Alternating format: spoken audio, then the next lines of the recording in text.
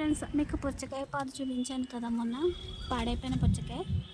But ఈరోజు మీకు ఇంకొక చూపిస్తాను. చూడండి,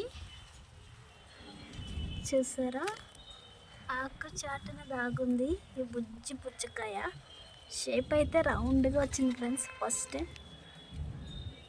చూసారా, రౌండ్గా వచ్చింది. అండ్ ఇంకా అక్కడక్కడ చిన్న చిన్న పుచ్చకాయలు ఉన్నాయి ఫ్రెండ్స్, చూపిస్తాను. చూసారు, ఇదంతా పూతే. ఇదిగోండి, ఇది ఇంకో బుజ్జి పుచ్చకాయ.